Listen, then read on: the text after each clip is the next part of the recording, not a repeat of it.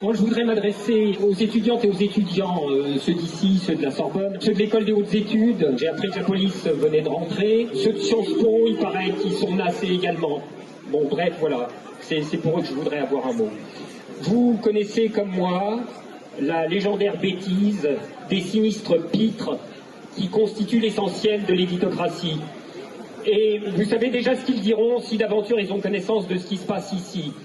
Ils diront que vous êtes des marionnettes et nous des marionnettistes, que vous êtes des têtes creuses et nous des agitateurs, comme si vous aviez vraiment besoin d'agitateurs pour vous agiter.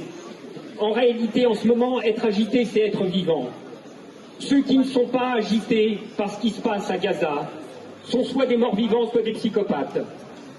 Vous êtes la légitime agitation. Comme aurait pu l'écrire quelqu'un de fameux, vous êtes la conscience d'un monde sans conscience. Un monde dont la perdition morale et l'abjection politique nous font honte.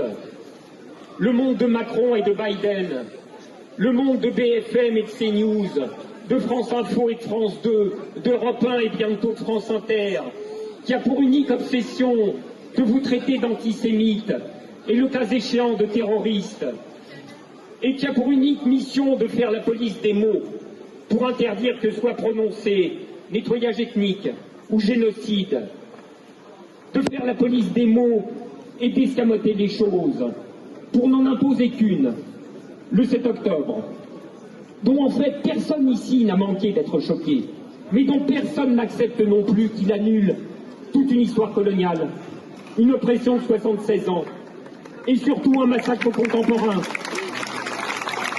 Il faudrait plutôt dire une innommable boucherie dont il importe visiblement que ni les images ne soient montrées, ni les détails ne soient rapportés.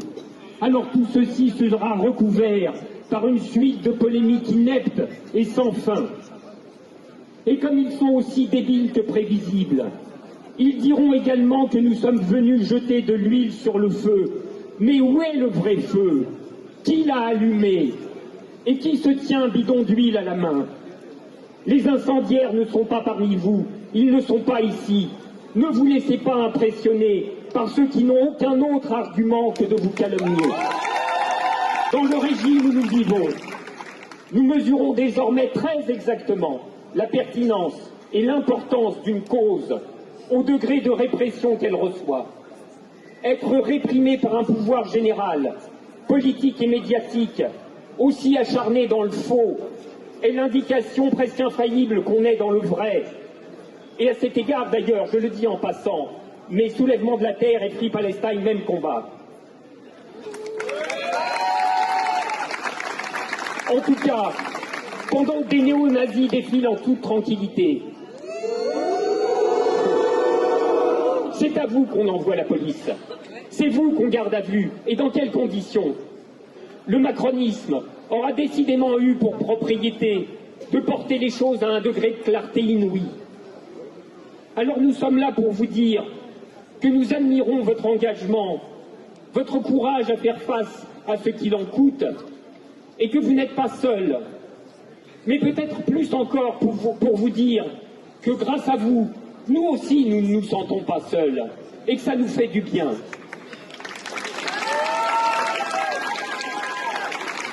Alors à la fin des fins dans cette histoire, qui agite qui et qui soutient qui?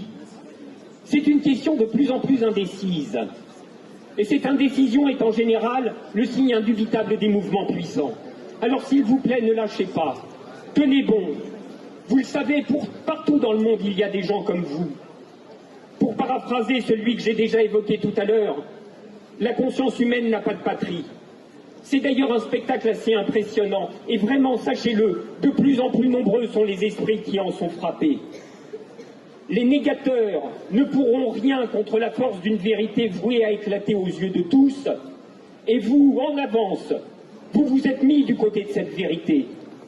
Eh bien, tous autant que nous sommes venus ici pour vous en remercier.